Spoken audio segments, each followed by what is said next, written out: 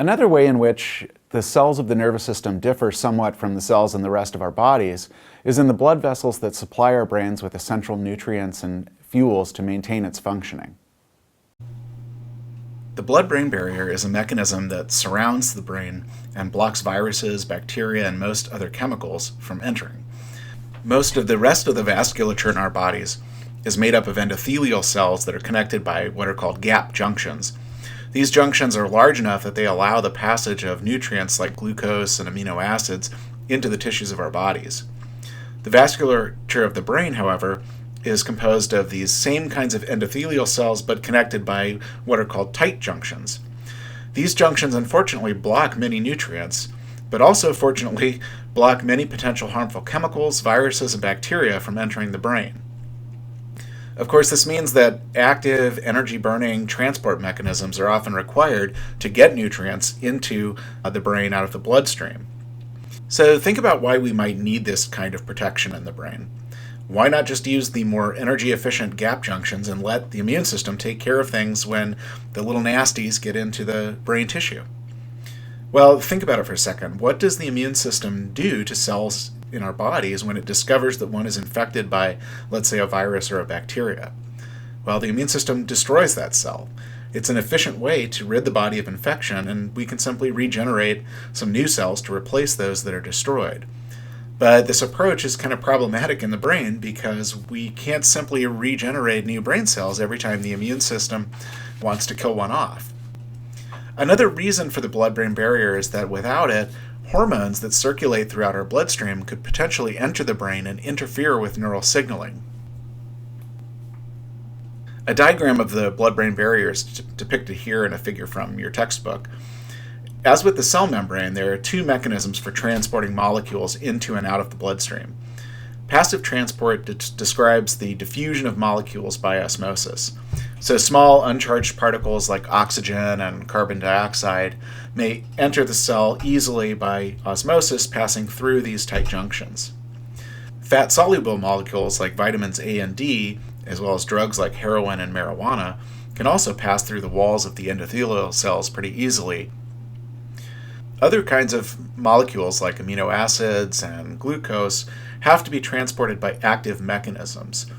Active transport, which is mediated by specialized proteins embedded in the capillary walls, is used to move these nutrients, not unlike the way that these specialized proteins like the sodium-potassium pump move sodium and potassium into and out of the cell. One reason it's really important to understand the blood-brain barrier is so that we can manage the treatment of infections of the brain when they do occur. While the blood-brain barrier is very effective against most types of bacteria and viruses, there are some that are able to get through. Spirochetes, for example, like the bacteria that causes syphilis, are literally able to bore through the blood-brain barrier with their corkscrew-like movements. The problem is that antibodies and antibiotics are also too large to cross the blood-brain barrier. So, what do we do to treat infections of the brain? Well, we have to either push through the blood-brain barrier or we have to go what's called behind the blood-brain barrier. Going through the blood-brain barrier sometimes involves loosening the tight junctions of the endothelial walls so that larger molecules can get through. One way of doing this is using vasoactive substances like bradykinin, for example. These are substances that dilate the blood vessels, opening up those tight junctions and allowing some of the pharmaceutical agents that we use to get through. Sometimes doctors will also use carrier-mediated transporters like glucose or other amino acids. Remember that the endothelial cells are lined with specialized proteins for the active transport of molecules like glucose and amino acids. So by carrier-mediated transport, what we mean is attaching some pharmaceutical agent to glucose or another amino acid that will be actively transported, essentially carrying along its pharmaceutical agent like a backpack. Another option is to go behind the blood-brain barrier. This is not usually a very desirable option because it involves essentially ignoring the fact that there's a bloodstream at all and literally using surgical implantation of a cannula to deliver a pharmaceutical agent. The image to the right here shows just one example of going behind the blood-brain barrier. You can see in this X-ray image the cannula here in the part of the frontal lobe and some of the material that was left behind by the cannula.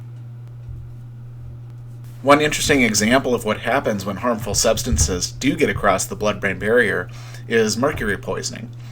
During the 1830s, hats were a status symbol. Everybody wore a hat. And hats were made using a process called carroting. Carroting involves washing animal furs with an orange-colored solution, and this solution contained lots of mercury, or at least a mercury compound called mercury nitrate. This colorful solution facilitated the separation of the fur from the pelt in the hat-making process. But in addition to working directly with this mercury-based solution, hatters, as they were called, were also exposed to mercury vapors in the steamy air of these factories. After long-term exposure to the mercury solution and the air in these factories, many hatters began showing symptoms of mercury poisoning like drooling. They started losing their hair. They may have showed uncontrollable muscle twitching or an unusual gait. And they also had difficulties talking and thinking clearly, so cognitive deficits. As a result of this observation, you may be familiar with the expression mad as a hatter, and this became a common term for someone experiencing some of these mental problems after working for years in a factory in the hat-making process. In fact, it wasn't until 1943 that all use of mercury in hat-making ceased as a result of these negative outcomes.